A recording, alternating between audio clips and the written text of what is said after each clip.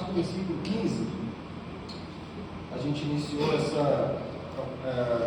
algumas exposições em cima deste livro, e aí vamos dar sequência. Hoje é Efésios, capítulo 1, versículo 15 ao versículo 23.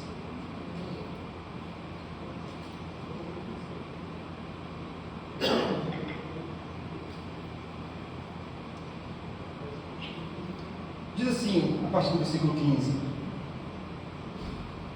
Desde que eu soube da sua fé no Senhor Jesus e de seu amor pelo povo santo em toda parte, não deixo de agradecer a Deus por vocês. Em minhas orações, peço que Deus, o Pai glorioso do nosso Senhor Jesus Cristo, lhes dê sabedoria espiritual e entendimento para que cresçam no conhecimento dele.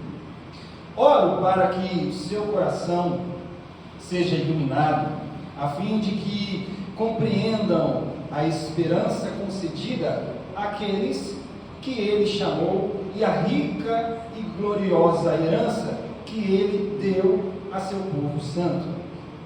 Também oro para que entendam a grandeza insuperável do poder de Deus para conosco, os que cremos. É o mesmo poder grandioso que ressuscitou Cristo dos mortos e o fez sentar-se no lugar de honra à direita de Deus nos domínios celestiais.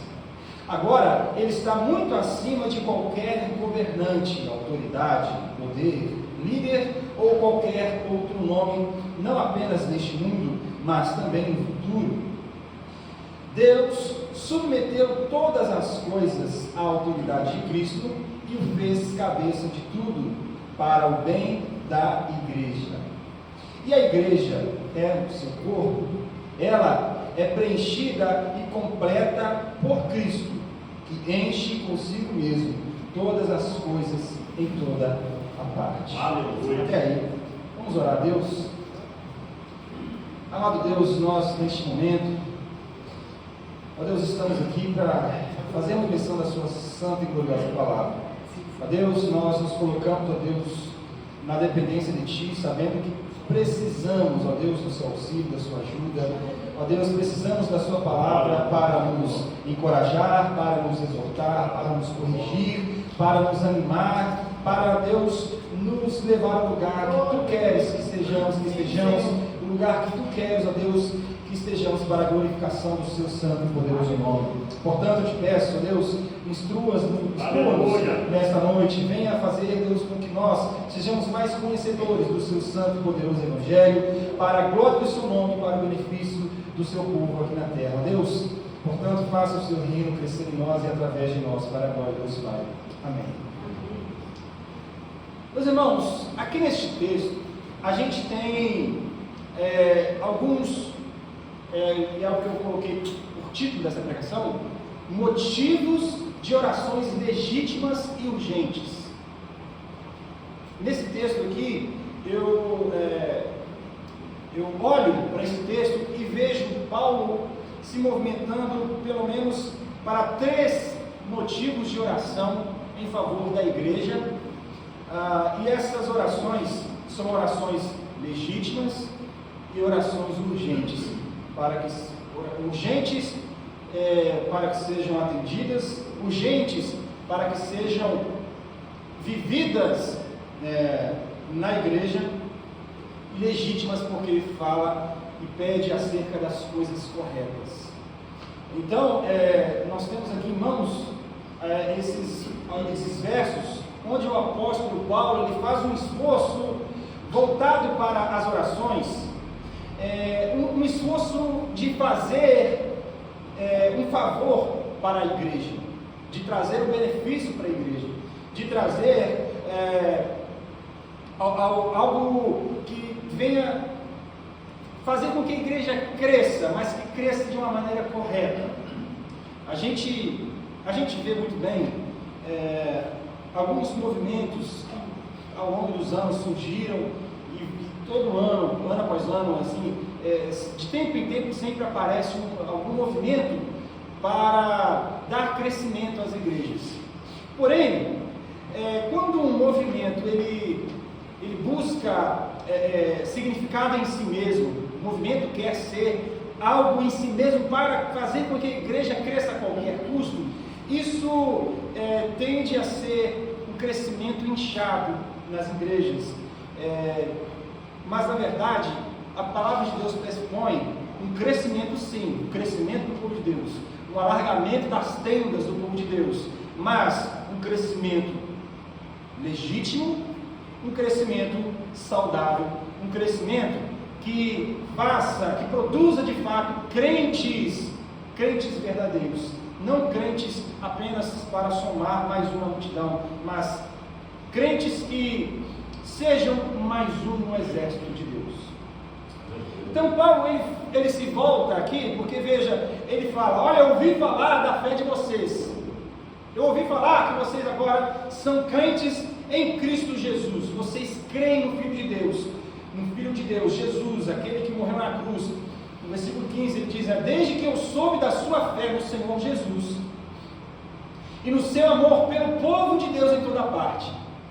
São duas coisas aqui que não podem andar separadas: o amor a Jesus e o amor à igreja. Irmãos, o amor a Jesus de forma natural produzirá um amor à igreja. E aí esse versículo aqui pode ser usado como um combate, talvez, para um movimento desigrejado, aquelas pessoas que dizem: olha, eu sirvo a Cristo, mas eu sou um crente em casa, eu sou do Cristo em casa, eu cultuo com a melodia Cristo em casa. Irmãos, isso não é bíblico, até porque é escrito lá no livro de Hebreus que nós não podemos deixar de congregar, como é o costume de algumas pessoas. Só que esse costume é um costume não bíblico. Nós devemos amar a Cristo como amando a igreja. Nós devemos servir a Cristo como servindo a igreja. Nós devemos glorificar a Cristo. De que maneira? Fazendo com que a igreja cresça para a glória de Deus. Então, o apóstolo Paulo ele está falando aos Efésios, aos irmãos que estavam na igreja, na cidade de Éfeso, e ele está dizendo: olha, eu louvo a Deus pela saúde espiritual de vocês, eu louvo a Deus pela saúde, pela fé verdadeira, pela fé saudável que vocês têm. Por quê? Ele diz: desde que eu soube da sua fé no Senhor Jesus e de seu amor pelo povo santo em toda parte, não deixo de agradecer a Deus por vocês. Então, irmãos, nós não podemos ser apenas um aglomerado ou um ajuntamento de pessoas simplesmente para poder preencher um templo no domingo à noite. Nós não podemos ser um ajuntamento de pessoas simplesmente para preenchermos o nosso tempo, sabe? Porque estamos habituados, é agradável ir lá fazer parte daquele clube social. Nós não somos um clube social, nós somos um povo distinto, nós somos um povo santo, nós somos um povo adquirido, nós somos um povo comprado por um preço muito caro. Então, nós devemos levar muito a sério o que Jesus levou a sério, tão sério a ponto de entregar a sua própria vida. Ora, o apóstolo Paulo, quando vai dar alguns conselhos acerca da vida prática, ele vai dizendo, dando conselhos para pais, para filhos, ele vai dar conselhos aos maridos: maridos, amem as vossas esposas como Cristo amou a igreja. Amou a igreja de tal maneira que se entregou por ela. Ou seja, na imagem desenhada pela Bíblia, na mente do apóstolo Paulo, Cristo é o marido, é o esposo, e a igreja é a noiva, é a esposa de Cristo, onde Cristo, ele ama tanto essa noiva, que ele se entregou e deu a sua própria vida por ela. Então, irmãos, a gente precisa levar muito a sério as questões, os aspectos de igreja, porque, veja, Cristo, ele foi o primeiro a levar esse assunto muito sério. Jesus deu a sua própria vida pela sua igreja. Então Paulo ele coloca esse ponto e nos faz pensar nisso, nos faz pensar que tanto de importância nós damos para a igreja. O que a igreja é para mim e é para você? A igreja é um lugar aqui onde nós simplesmente revisitamos e relembramos e matamos a saudade de algumas pessoas que amamos, ou a igreja é o corpo de Cristo Jesus, e que é algo que Jesus deu a sua própria vida, e que a igreja então tem um papel fundamental e é importantíssima no reino de Deus. A igreja não é pouca coisa para ser deixada às vezes de lado. A igreja, não estou dizendo igreja aqui, 4 paredes, estou dizendo sobre o corpo místico de Cristo. A igreja, o povo, as pessoas, nós precisamos valorizar a igreja de Cristo Jesus. Nós precisamos trabalhar para que a igreja de Cristo cresça. Ora, trabalhamos, nos alimentamos para que o nosso corpo cresça de forma saudável também da mesma maneira. Precisamos trabalhar e alimentar a igreja, trazer alimento para a igreja. E isso é um trabalho não só da liderança, mas um trabalho de todos. Toda a igreja deve procurar levar alimento e se alimentar de coisas saudáveis. Ok? Então, a igreja é algo assim importantíssimo na fé em Cristo Jesus. E aí no versículo 16, ele continua dizendo: em minhas orações, e aí no versículo 17 ele passa a dizer: peço que Deus, o Pai glorioso do nosso Senhor Jesus Cristo, lhes dê sabedoria espiritual. Irmãos, aí ele começa agora aqui a desejar e fazer a sua primeira oração para que a igreja seja repleta de sabedoria.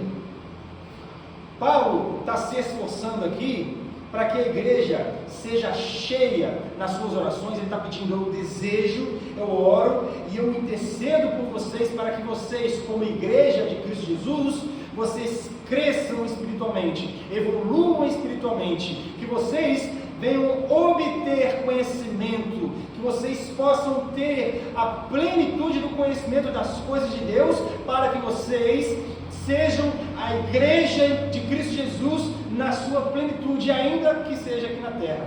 É fato que a gente, quando for para o céu, quando Cristo nos arrebatar e nos transformar num corpo glorificado, todas as nossas deficiências serão sanadas, todos os nossos problemas, dificuldades, todas as nossas limitações serão jogadas por terra. Mas até lá nós precisamos viver debaixo de um esforço pela busca de conhecimento de Deus.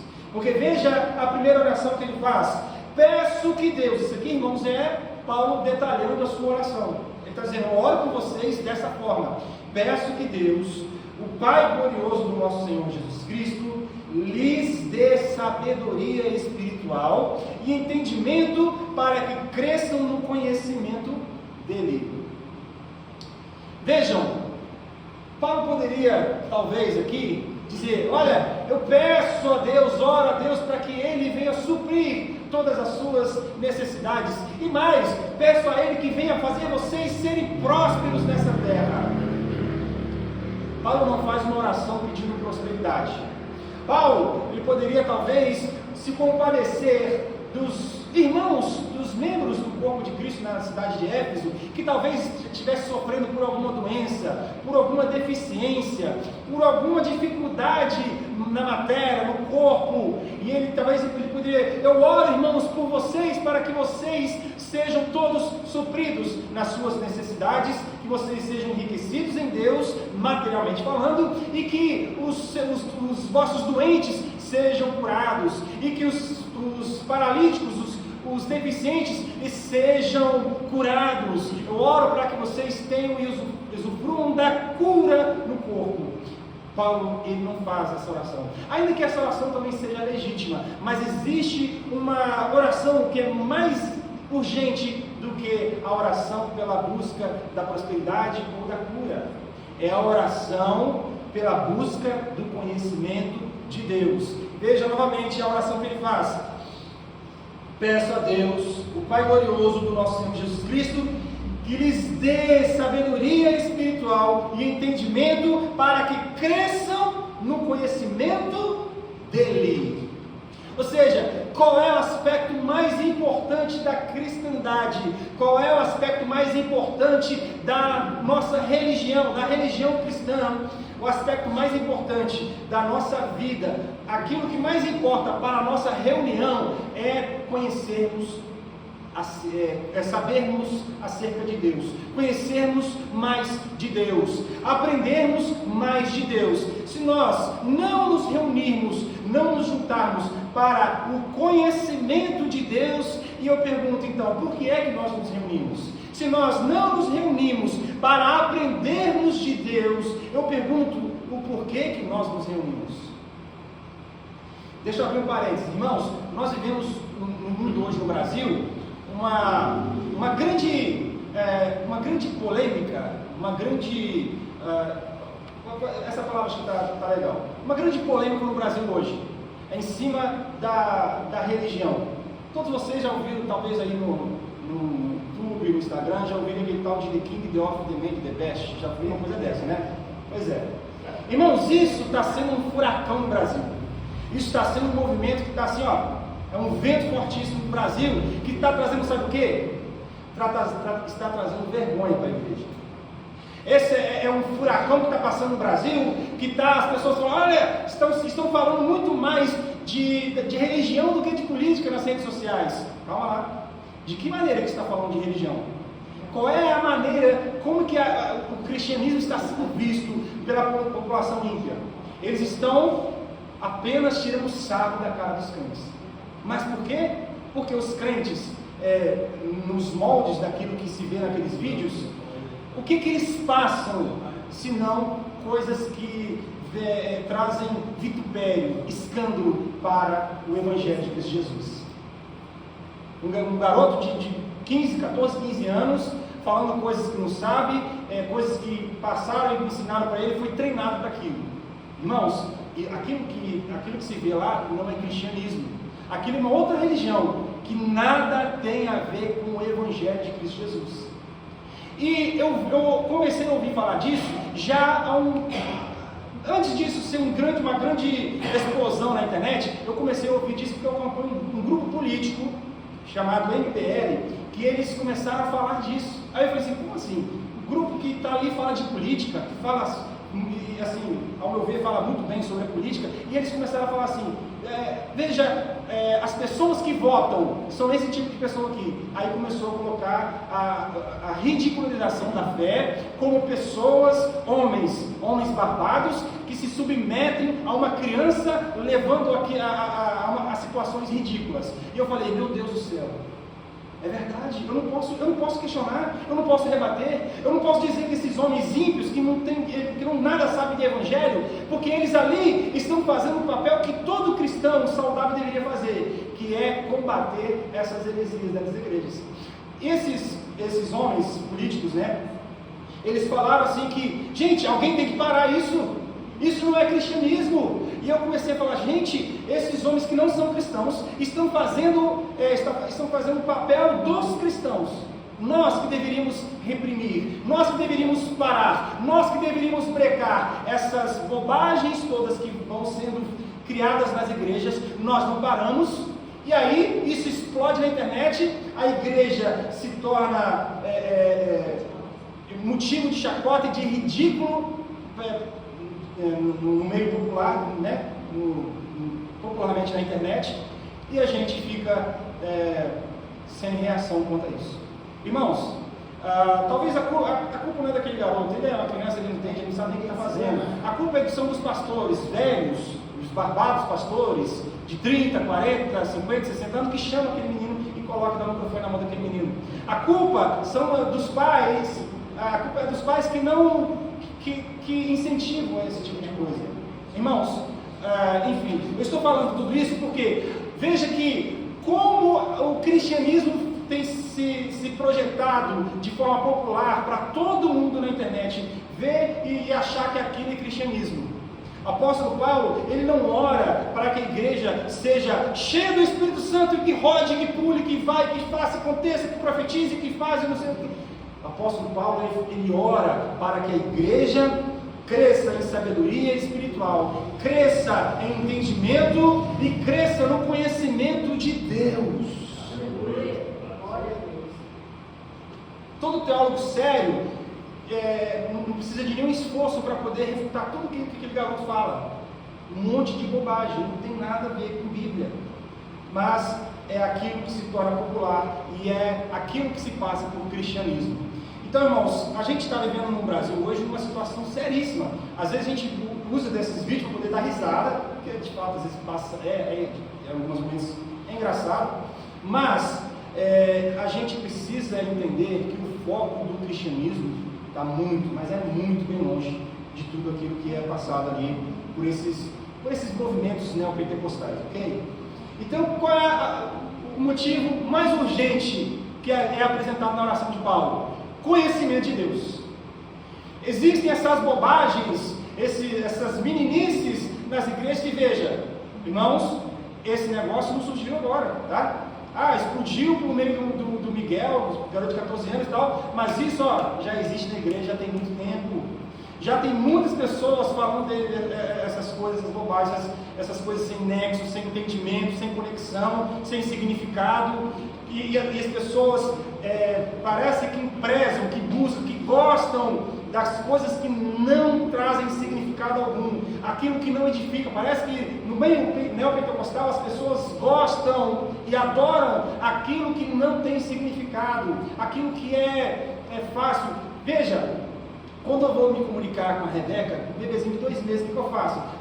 Babá, as coisinhas bobinhas, porque ela não sabe a linguagem formal, a gente fica balbuciando coisas. Esse balbuciar de palavras ininteligíveis é coisa de bebê, é coisa de criança, coisa de quem não entende nada. A palavra de Deus diz que nós devemos ser homens, largar essa ação de criança, deixar de ser menino e passar a ser homem. Chegou até a chorar que eu falei dela.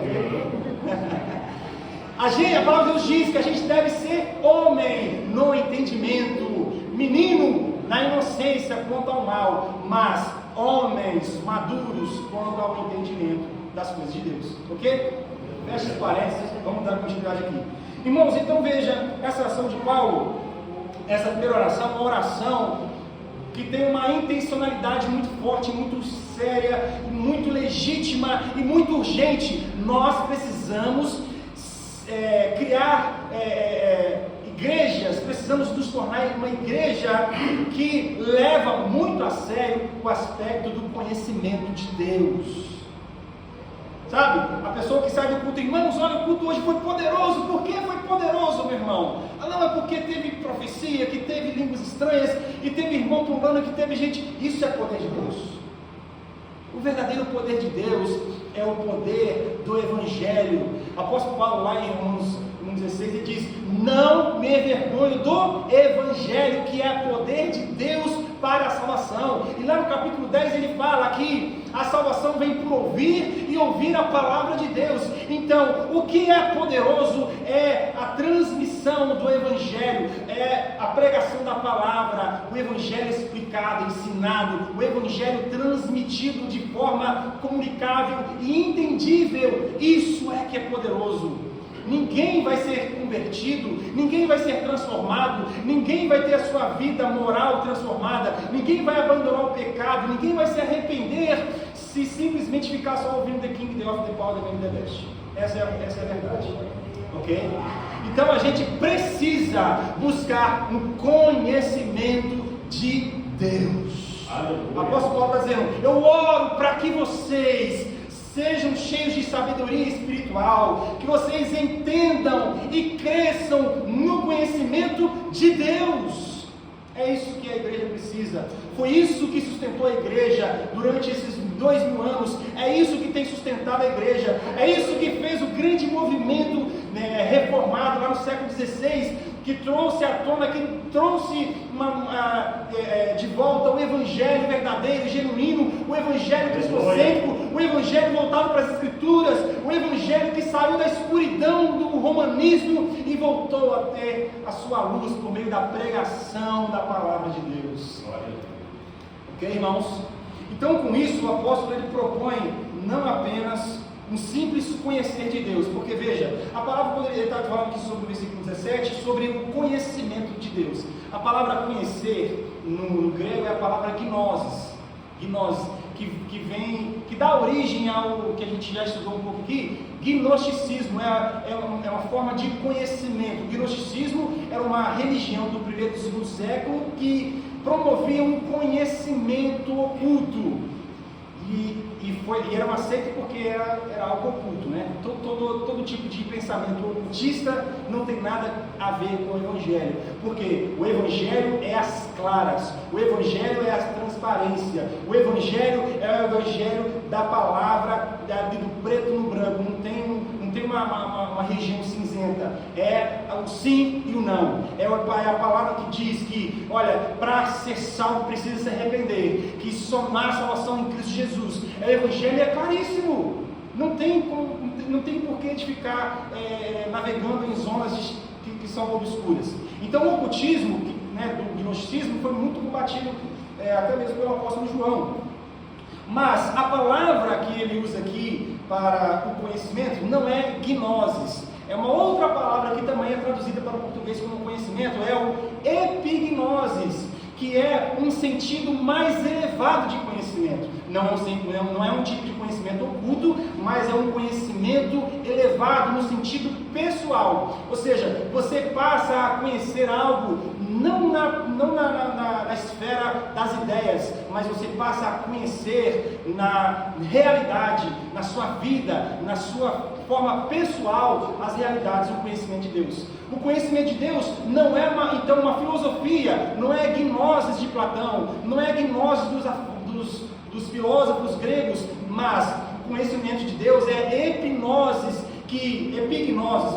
é outra coisa. É epignosis que fala sobre um conhecimento pessoal. Você começa a conhecer a Deus porque você começa a se relacionar com Deus. É um conhecimento que traz relacionamento, é um conhecimento que traz proximidade, é um conhecimento que traz intimidade. Não é apenas no campo das ideias, mas é no campo da pessoalidade, do relacionamento com Deus. Por isso que nós nos relacionamos a este Deus, e para nos relacionarmos, para conhecermos a Deus, é necessário um relacionamento. Como eu disse, não tem como crente dizer, eu conheço a Deus, eu tenho fé a Deus, mas ok, você se relaciona com Ele, você busca fazer a vontade dEle, você busca glorificar Ele e trabalhar para Ele, trabalhando para a igreja. Veja, relacionamento. Uma igreja é um grupo de relacionamentos. Um grupo de relacionamento que o nosso relacionamento está debaixo da amálgama, da mistura, da liga de Cristo Jesus. É Cristo quem nos liga, é Cristo quem nos une, e nós estamos unidos nessa pessoalidade, nesse relacionamento, nessa intimidade de Cristo Jesus. Então, irmãos, Paulo ele usa essa palavra para dar esse significado de conhecimento que traz a comunhão, um conhecimento que traz a proximidade, um conhecimento que leva para um outro nível a nossa intimidade com Deus. Então essa primeira oração dele, ele pede por sabedoria espiritual e entendimento para o crescimento espiritual. Irmãos, para conhecer a Deus é preciso ter os olhos espirituais abertos. Para conhecer a Deus é necessário sair do estado de morte espiritual para um estado de vida espiritual. E quem promove a vida senão Deus? O morto, ele não pode ressuscitar a si mesmo. O morto, ele não pode clamar lá do caixão e declarar, eu profetizo a minha ressurreição. Não, ele está morto, ele não vai falar, ele não pode se movimentar para nada. Mas Cristo Jesus, por meio do seu Espírito Santo, ele nos deu vida quando nós ainda estávamos mortos nos nossos pecados e delitos. É assim que o apóstolo Paulo fala. Então, para conhecermos a Deus, é necessário que Deus abra os nossos olhos. E essa é a graça do Evangelho. O Evangelho primeiro é um movimento de Deus primeiro para nós. O Evangelho é um movimento onde que Deus vem a nós, onde nós estamos limitados na nossa fraqueza, na nossa morte espiritual. Então Deus vem, se compadece. Deus, ele olha para os vales de ossos secos e pergunta, pode esses vales tornarem a ter vida? Pode esses ossos tornarem a ter vida? Senhor, tu sabes sim, porque só Ele sabe, só Ele tem o poder de dar vida, só Ele tem o poder de fazer descer e subir da sepultura. E para conhecer esse Deus é preciso, então, irmãos, uma compreensão do Evangelho. Como eu já disse, para conhecermos a Deus, é necessário conhecermos a sua palavra. É impossível uma pessoa dizer que conhece a Deus, que se relaciona com Deus, mas que não se relaciona com a palavra de Deus.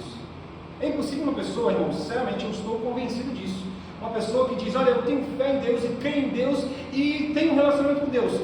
Tá bom, meu irmão, mas vamos lá. O que vamos conversar da Bíblia, vamos entender da Bíblia. Não, mas isso aí não cabe não. Não, Bíblia, eu acho o livro grande demais, é difícil. Às vezes tem umas versões aí com uma linguagem meio arcaica, e aí isso me dá uma canseira. Quando eu pego a Bíblia para ler, me dá um sono. E olha, esse negócio de Bíblia. Então, mas peraí, como pode ser um crente dizer que conhece a Deus, mas que não conhece a palavra de Deus? Irmãos, talvez talvez essas falas sejam chatas da minha parte, porque são falas que se você perceber, eu estou o tempo todo, culto após culto, de escola dominical, quarta-feira, domingo, sempre nas pregações, eu dou a ênfase de que nós precisamos conhecer a palavra de Deus, porque, irmãos, é a única maneira de conhecermos a Deus. Não tem outro jeito. Não existe uma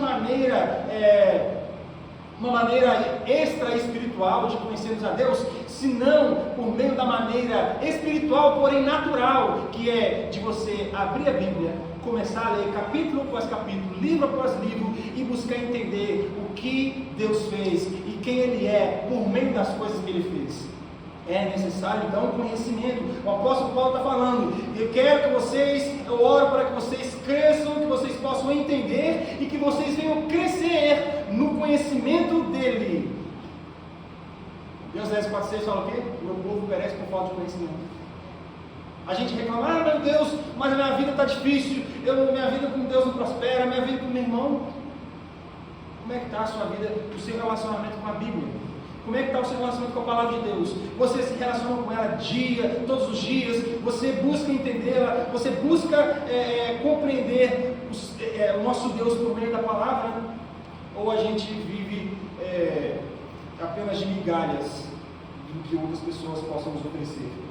Irmãos, o nosso relacionamento com Deus, como eu disse, epignosis, é um relacionamento pessoal, é um conhecimento pessoal. É aquilo que Jó falou, olha, antes eu ouvia falar, mas agora eu conheço a Deus, porque eu vi o Deus, eu contemplei a Deus. E como que Jó contemplou a Deus? Através do que Deus fez na vida dele, através daquilo que Deus operou na vida dele, da experiência dele. E essa experiência, irmãos, que ele teve com Deus foi carregada de teologia, foi carregada de conhecimento. O próprio Deus veio e jogou nos peitos de Jó vários questionamentos. Onde você estava, meu filho, quando eu fiz isso, isso e aquilo? Onde você estava? Onde você acha que eu... Ele começa a falar assim, quem é você para me dar conselho? Quem é você para poder dizer ou questionar alguma coisa? Onde você estava quando eu fiz as estrelas, quando eu fiz o fundamento, quando eu separei a terra das águas e tal? E ele tem várias indagações de Deus sobre Jó. Irmãos, depois que Deus despejou sobre Jó toda aquela exposição do próprio Deus, né? Deus dizendo para Jó quem ele era. Olha, eu sou o Criador dos céus e da terra, eu sou aquele que faz e aconteça, eu sou aquele que faz. Irmãos, Jó, e você já viu que o livro de Jó encerra ali? Não tem nenhuma tréplica mais. O livro de Jó encerra Deus falando quem ele é, por meio das coisas que ele fez. E ali encerra. Então, Jó é convencido e ele diz, antes eu ouvia só falar, antes eu ouvia só, ia para a igreja, o pastor falava algumas coisas, minha Deus falava, guardava algumas coisas, lembrava de metade do que foi dito, mas agora eu não só ouvi falar, mas agora eu contemplo ao Senhor. Irmãos, lendo a palavra de Deus, nós podemos ter a mesma experiência. Contemple o Senhor por meio das Sagradas Escrituras. Contemple o Senhor por meio dos Evangelhos. Veja a vida e a piedade de Cristo Jesus. Veja a vida de bondade e de misericórdia que Jesus teve para os menos favorecidos, para os marginalizados de Israel, para aqueles que eram desconsiderados, para os medíocres da sociedade. para os enfermos, para os pecadores, para os transgressores da lei, para os publicanos, para as prostitutas, para as pessoas que eram enfermas e separadas da sociedade. Jesus veio e trouxe novidade de vida. Jesus trouxe cura por meio da bondade e da misericórdia. Nós enxergamos esse caráter de Jesus ao lermos os relatos dos evangelhos, dizendo como Jesus se comportou e o que ele falou e o que ele passou de ensinamento para nós. Por isso, o apóstolo Paulo está dizendo: é necessário que vocês cresçam. No finalzinho do versículo 17, é necessário que vocês cresçam no conhecimento dele. É isso que ele está dizendo. A oração dele, ele está, ali orando, pedindo: eu sei que vocês têm fé em Jesus, eu sei que vocês amam a igreja, mas eu oro para que vocês continuem crescendo, vocês continuem evoluindo na vida espiritual, no entendimento, no conhecimento de Deus. E como eu disse, para ter esse conhecimento para conhecer a Deus, é preciso conhecer Jesus. Jesus mesmo disse: quem vê a mim, vê o Pai. Ninguém pode negar a Jesus e querer ser salvo. Os budistas, ou qualquer outro tipo de religião, que negue que Jesus é o Filho de Deus, que negue que somente Jesus é a salvação, eles dizem: não, tem um Deus é a natureza, é o panteísmo, né? É o crer que Deus é o Espírito que rege toda a natureza. Sim, Deus controla toda a natureza, mas Deus ele não é uma força simplesmente que controla a natureza. Deus não é como se fosse a lei da gravidade, não. Deus é o Senhor, é um ser pessoal, e por isso ele quer que tenhamos um relacionamento pessoal. Deus, ele é no sentido de pessoa, porque ele tem consciência, porque ele tem sentimentos, porque ele tem vontades, e ele é poderoso porque ele decreta a sua vontade. E nós precisamos conhecer esse Deus. Por meio de quem? Jesus Cristo é a manifestação máxima do ser de Deus. Se quisermos conhecer Deus, precisamos conhecer Jesus. E nenhuma revelação de Jesus fora das Escrituras pode ser aceitável. Ninguém pode dizer assim: olha, irmãos, eu recebi aqui uma visão, aqui, uma revelação de Jesus e... Calma aí, irmão, essa revelação está de acordo com a palavra de Deus? Não, uma revelação, ela é extra espiritual, é fora da Escritura. Então, se é fora da Escritura, é fora do nosso interesse. Nós rejeitamos qualquer coisa que esteja fora das Escrituras. Só a Escritura é o que nós cremos e é o que nós manteremos até o fim dos nossos dias. Irmãos, a segunda oração de Paulo é sobre a clareza do entendimento para compreender a esperança de Cristo e a herança que Ele tem para nós. Vamos ver aí no versículo 18: oro para que o seu coração seja iluminado, a fim de que compreendam a esperança concedida àqueles que Ele chamou e a rica e gloriosa herança que Ele deu ao seu santo povo.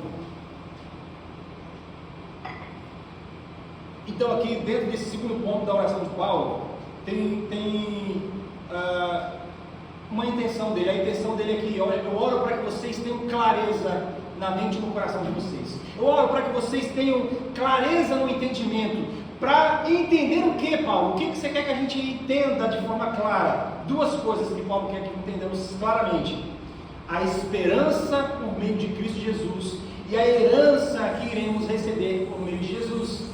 Mais uma vez, versículo 18: oro para que o seu coração seja iluminado. Esse é o ponto, o desejo de oração dele. Para que o seu coração, para que o nosso coração, para que nós tenhamos clareza no nosso coração, no nosso entendimento, na nossa mente, nos nossos sentimentos, na nossa vida. Nós precisamos ter clareza, iluminação, né? Lançar luz sobre o nosso coração. Para quê? Para qual objetivo? A fim de que compreendam a esperança concedida àqueles que Ele chamou. É um ponto.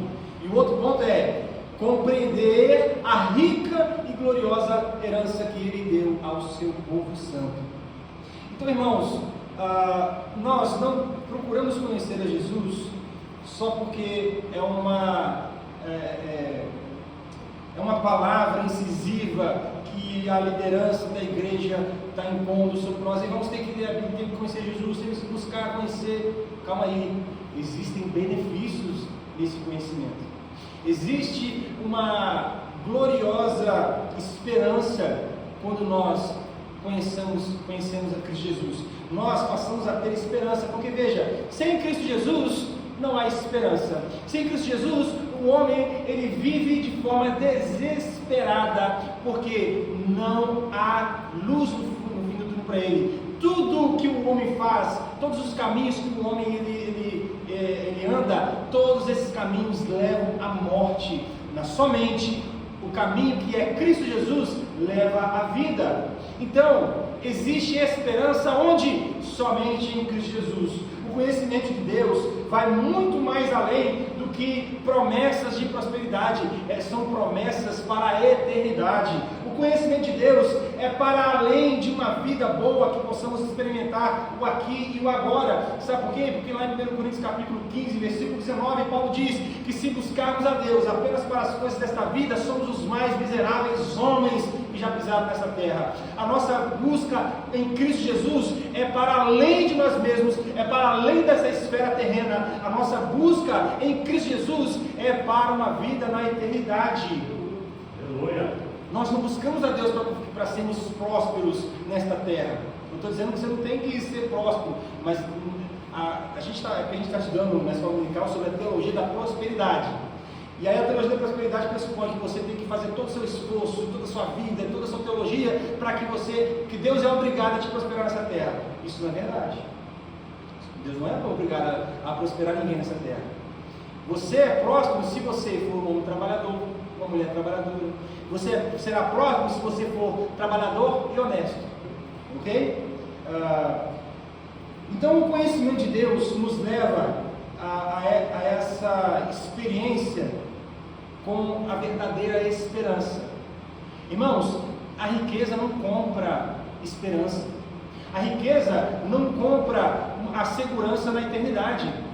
Gente, na época do Covid, homens milionários, riquíssimos, estavam indagando a sua crise na sua própria existência, dizendo: do que adianta todo o meu dinheiro e toda a minha riqueza se eu não consigo comprar o oxigênio para os meus pulmões? Pois é, dinheiro não compra esperança. A única coisa que pode comprar esperança, que comprou esperança para nós, foi o sangue de Cristo Jesus derramado na cruz do Calvário. Esse é o preço da esperança para nós. Esse é o preço da nossa segurança, o sangue de Jesus. É por isso que nós veneramos esse sangue. É por isso que nós adoramos o sangue de Jesus. É por isso que nós nos rendemos ao sangue de Jesus, porque o sangue de Cristo é a única maneira verdadeira de obtermos a verdadeira esperança. E aí a Paulo ele fala também acerca da nossa herança. Veja, o conhecimento de Deus abre os nossos olhos para vermos a herança gloriosa que nos aguarda na eternidade. Ele diz que ora para que sejamos iluminados no nosso coração, a fim de que possamos compreender a esperança concedida. Nós éramos mortos em nossos pecados e delitos. Hoje nós vivemos uma vida gloriosa debaixo da esperança. Mas você é crente, você está passando dificuldade, mas por que você mantém um sorriso no seu rosto? Porque eu tenho esperança. Mas você perdeu um ente querido, por que você não desiste da vida? Porque eu tenho esperança. Mas você passa por tanta luta, dificuldades, as pessoas te perseguem, e por que você continua falando desse Jesus? Porque eu tenho esperança. E Jesus Cristo é a nossa esperança. E aí ele fala sobre a questão não só da esperança, mas a rica e gloriosa herança que Ele nos deu. Irmãos, a gente viu na semana passada que a nossa herança está reservada na eternidade. A nossa herança é a própria presença de Deus. A nossa herança é a própria eternidade, passar a própria eternidade ao lado de Jesus, passar todo o resto da eternidade com Cristo Jesus. Essa é a nossa verdadeira herança. Não é que a nossa herança é, olha, chegar lá no céu, Jesus vai dar a chave da sua casa, da sua mansão celestial. Não, isso é uma imagem tão pouca, é uma imagem tão diminuída do que é a nossa esperança. Não, porque a minha esperança é chegar lá e receber o meu galardão, a coroa que Deus vai colocar. Meu irmão, eu não quero honra, eu quero a presença de Jesus. Eu não quero receber, eu não quero andar em ruas de ouro, eu quero andar na presença de Jesus. Eu não quero saber se tem pedras brilhantes na minha coroa, na minha cabeça. Eu não sei se eu vou estar junto com Davi ou com Abraão. Eu quero saber de estar com Jesus. Jesus é a nossa herança, Ele é a nossa porção, Ele é aquilo que tudo que mais precisamos, é Cristo Jesus. E por último, ele fala sobre a clareza no entendimento. É a terceira oração que ele faz aqui nesse trecho. É a clareza no entendimento da supremacia do poder de Deus.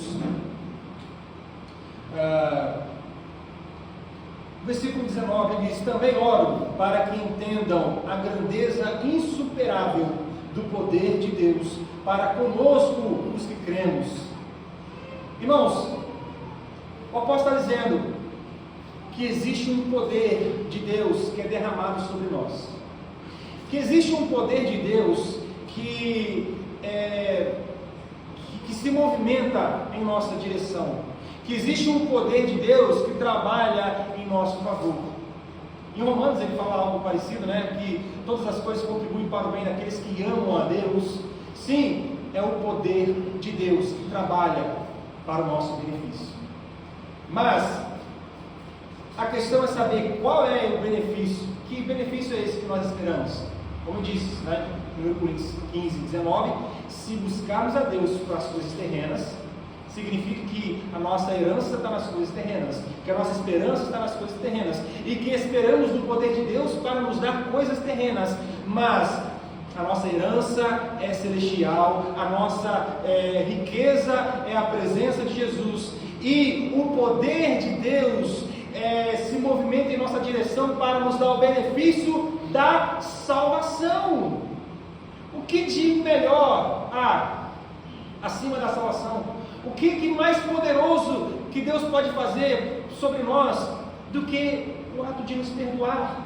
Veja, nós não fazemos nada para Deus para que Ele venha achar graça em nossos olhos e falar: veja aquele homem tão justo, tão bonito, olha que beleza, eu vou perdoar ele porque ele merece. Não, nós não merecemos, somos todos pecadores e estávamos afastados de Deus, e só estamos em Cristo Jesus porque Ele é que veio a nós, Ele que se movimentou em nossa direção, Ele que veio correndo. É aquela imagem do filho pródigo. O filho pródigo estava voltando para o pai, mas o pai saiu e veio no encontro do filho e abraçou o filho e deu para aquele menino um anel. Ele não pediu anel, ele queria ser um servo, ele queria ser um escravo do pai, mas ele disse: não, eu te dou anel sem você me pedir, eu te dou roupas novas sem você me pedir, eu te dou sandálias novas para você caminhar na estrada da verdade, e você não me pediu nada disso porque você não merece. Mesmo não merecendo, ainda assim eu te dou, porque isso é o poder de Deus,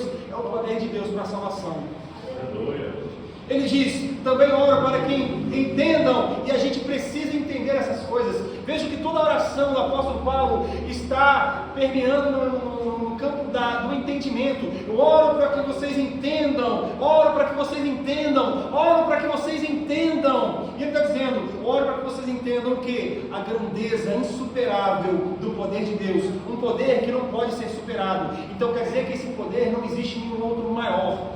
Não existe nenhum poder tão grandioso. Este é o poder insuperável de Deus para conosco, nós, os que cremos. E que poder é esse? Ele exemplifica: olha, o mesmo poder grandioso que ressuscitou Cristo dos mortos e o fez sentar-se no lugar de honra, à direita de Deus, nos domínios celestiais. Olha que coisa grandiosa! O mesmo poder que ressuscitou Jesus e deu para Jesus toda a autoridade nos céus, na terra e debaixo da terra. Esse mesmo poder é o poder que entra em ação para nos salvar. Jesus, nós somos salvos por meio da fé em Jesus. Quando nós cremos em Jesus, Deus Pai nos perdoa e o Deus Pai nos aceita de volta. Quando nós cremos em Jesus, nós nos tornamos amigos de Deus, porque antes éramos inimigos de Deus. Este é o poder. E aqui ele coloca o ponto da ressurreição de Jesus, porque também naquele grande dia, se estivermos mortos, né? Pai há de nos ressuscitar, da mesma maneira que ressuscitou Jesus. Também os crentes que morreram em Jesus serão ressurretos. Então veja, irmãos, existe esperança. As pessoas na época no primeiro século questionavam os apóstolos, porque diziam: mas e agora? Jesus não voltou e os crentes estão morrendo. Paulo, o que a gente faz? Os Tessalonicenses questionaram Paulo sobre isso. O que a gente faz? Olha, irmãos, vocês não creem na doutrina da ressurreição? Vocês não sabem que Jesus foi ressuscitado pelo poder de Deus? E este mesmo poder de Deus há de ressuscitar todos os crentes que dormiram em Cristo Jesus. Não existe motivo para temer. O poder de Deus é o poder que traz esperança. Ainda que a gente venha a morrer, a morte não é o nosso fim.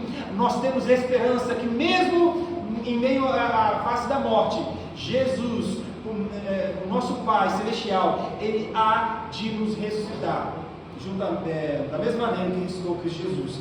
E aí é esse o poder que Paulo está falando. E veja, irmãos, num campo espiritual, e talvez na questão do nosso caráter, nós ressurgimos. Quando existe uma ressurreição literal no futuro, né? Se nós morremos nessa geração e Cristo voltar só na geração futura aí, nós vamos estar mortos quando Ele vier, né? Ok? Mas nós iremos ressuscitar. É promessa, 1 Coríntios 15, doutrina cristã, ressurreição dos mortos, ok? Nós iremos ressuscitar. Mas as pessoas que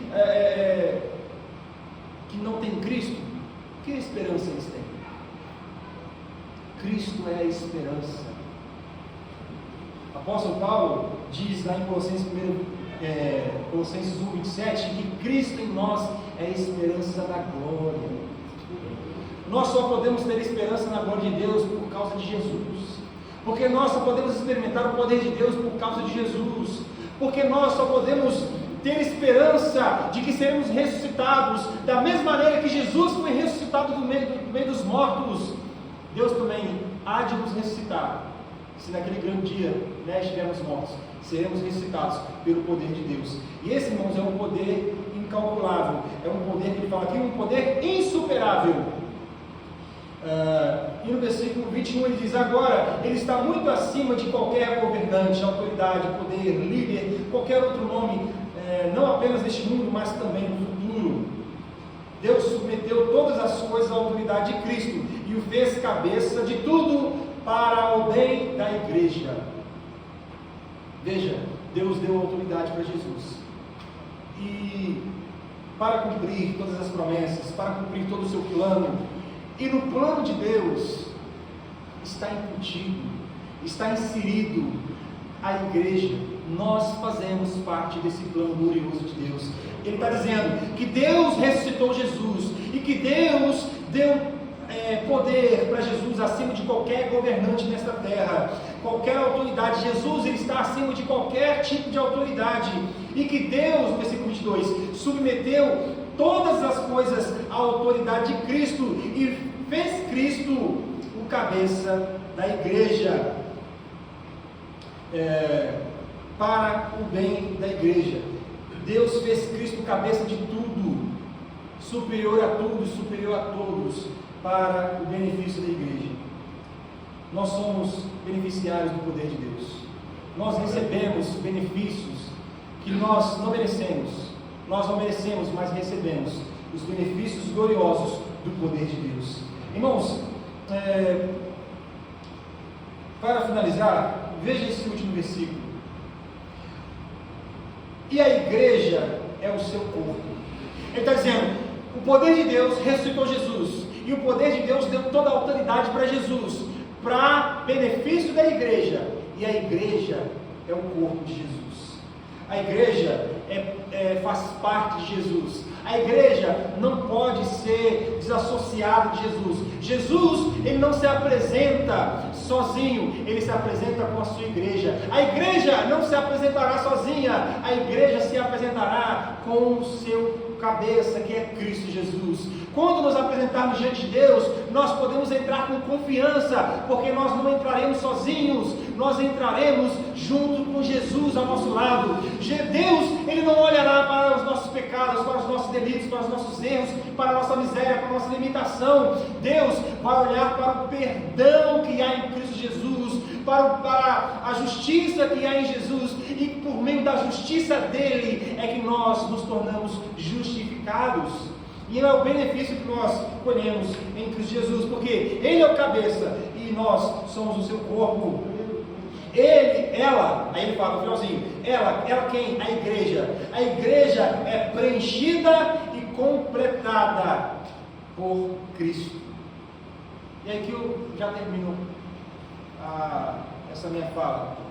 Irmãos, onde nós somos completados, se não for em Cristo? E as pessoas vivem no mundo buscando as experiências todas, as mais diversas sensações. As pessoas buscam experiências por meio do álcool, da droga, do vício, da sexualidade, por meio da adrenalina, por meio de conhecer outros países, por viajar, ser uma pessoa vivida e buscar e rodar o mundo para poder buscar ser uma pessoa completa. Nunca irão encontrar nada que as complete. Somente Jesus é a nossa completude. Nós só somos completos se estamos em Cristo Jesus. Só somos alguma coisa se estamos em Cristo Jesus. Nós, sem Cristo Jesus, seríamos, como o ditado popular, que é um saco vazio. Nós não podemos parar de pé se não estivermos em Cristo Jesus. Cristo é o nosso tudo. Cristo é tudo aquilo que nós precisamos. Cristo é a completude, é aquilo que nos completa, é aquilo que nos preenche, é aquilo que nos satisfaz. E aí é o que o salmista falou: o Senhor é o meu pastor e de nada terei falta. Eu não preciso de mais nada porque eu já tenho a Jesus. Eu não preciso de mais nada porque eu já tenho aquele que é meu tudo. Por que eu vou me preocupar com as coisas pequenas dessa terra se eu já tenho a coisa mais importante, o ser mais importante, a experiência mais sobrenatural e poderosa é a presença de Jesus. Se temos Jesus como nosso pastor, nós não precisamos de mais nada. Amém? E aí aqui a conclusão seria: irmãos, só podemos ser completos se estivermos em Jesus. Só podemos viver o verdadeiro propósito para a nossa existência. Só podemos encontrar o verdadeiro significado de quem nós somos se primeiro encontrarmos quem Jesus é. Só podemos dar significado ao nosso nome se primeiro lançarmos luz no nome de Jesus no nosso coração. Nós só podemos ser alguma coisa se encontrarmos aquilo que mais importa, é Jesus. Você tem Cristo Jesus no seu coração, você tem o que mais importa. Você tem Cristo Jesus na sua vida, você é completo. Caso contrário, existe um vazio imenso a ser completado, a ser preenchido. Então, a pergunta que fica, que a gente deve fazer para todos sempre: você tem vivido uma vida de esperança? Você tem vivido uma vida de certezas? Será que você pode olhar para o futuro e dizer com certeza que você tem confiança de que a sua vida está segura em alguma coisa? Você não pode dar segurança no dinheiro. A pessoa, nem o Jeff Bezos ou Elon Musk pode se gloriar nas suas riquezas, porque a riqueza, o Bitcoin pode cair, o sistema bancário pode falir, e os homens que são milionários podem se tornar a pobreza, porque riqueza não traz esperança para ninguém. Somente Jesus é aquele que nos dá a verdadeira esperança. Então a pergunta é: você tem vivido com esperança? Você tem experimentado dessa esperança? Somente se for em Cristo Jesus. Você tem experimentado uma vida nova por meio desse conhecimento de Jesus? Porque veja, a oração do apóstolo Paulo é: Pai, eu oro para que vocês conheçam, eu oro para que vocês cresçam no conhecimento, eu oro para que vocês conheçam a herança que existe para vocês, eu oro para que vocês conheçam o poder de Deus que é desempenhado a seu favor. Eu oro para que vocês encontrem as gloriosas e a completude de Deus. É o Deus, Cristo Jesus encarnado, Jesus ressurreto, aquele que completa a igreja, aquele que completa é o cabeça do corpo, aquele que completa os homens vazios de si mesmos. Nós, seres humanos, se não temos Jesus, somos completamente vazios em nós mesmos. Só podemos ter o sentimento verdadeiro se estivermos em Jesus. Você tem usufruído dessa herança eterna em Jesus? Existe uma herança, irmãos, uma herança que te livrará da condenação eterna. Os dias são maus, você não pode assegurar nem se você vai poder estar vivo amanhã. Você não tem como saber: olha, eu vou estar vivo amanhã com certeza. Não, eu vou estar vivo amanhã, se Deus assim permitir. Hoje mesmo, ao adormecer, Deus pode pedir a nossa alma. E para quem ela está preparada? A nossa alma, ela está embasada e segurada na esperança em Jesus, na herança que nós temos em Jesus, na presença de Jesus que nos completa, ou nós estamos vazios, porque estamos vazios do conhecimento de Deus. Irmãos, vamos buscar conhecer a Deus mais e mais e mais. Vamos buscar, conheçamos e consigamos em conhecer a Deus. É Deus que nos completa, é Jesus que nos preenche. Você tem toda a palavra de Deus a seu favor. Leia essa Bíblia. Leia, você tem uma Bíblia, 2, talvez 3 Bíblias na sua casa, versões diferentes, com versões com palavras e textos até atuais para você entender a linguagem de hoje. Mas, pelo amor de Deus, busque conhecimento de Deus. O apóstolo diz: oro para que vocês conheçam mais dele. A mesma oração que nós devemos fazer hoje, que possamos orar para que nós, como igreja, possamos conhecer mais de Deus. Amém? Então abaixa a cabeça, vamos orar, agradecer a Jesus. Amado Jesus, eterno Redentor, nós oramos a Ti e somos gratos a Ti, Deus, por Sua graça que é infinita, pelo Seu poder que é insuperável, como a Sua palavra mesmo diz. Ó Deus, quem pode superar a grandeza do poder da Sua palavra? Ó Deus, nós não nos envergonhamos do Teu Evangelho, pelo contrário, nós nos alegramos e nos gloriamos deste Evangelho, porque sabemos que este Evangelho, a palavra de Jesus, a morte, a ressurreição, os ensinamentos de Cristo, o Evangelho, a novidade de vida, a transformação, a palavra que nos convida ao arrependimento, isto sim é a palavra de vida, de esperança, uma palavra de segurança que Deus tem para nós. Ó Deus, e nisso nós nos alegramos. Ó Senhor, que possamos crescer mais nisso, que possamos, como igreja do Senhor Jesus, crescer e sermos completos por meio deste conhecimento. Ó Deus, faça com que nós possamos conhecer mais a Sua palavra. Faça que sejamos leitores mais assíduos da Tua palavra, que sejamos leitores mais sinceros e mais enérgicos, ó Deus, a lermos a Bíblia, que possamos ler essa Bíblia com mais força, com mais energia, com mais vontade, ó Deus, porque sabemos que nessas palavras nós encontramos a vida eterna, porque Tu, ó Cristo Jesus, é a vida eterna. Então que essa vida eterna seja despejada sobre cada um dos nossos irmãos aqui, sobre essa igreja, sobre as pessoas que ainda amam se converter a Deus por meio da pregação do Teu Evangelho em nossas vidas. Então, faça com que o Senhor cresça em nós e por meio de nós, em nome de Jesus. Amém. Deus abençoe, meus irmãos.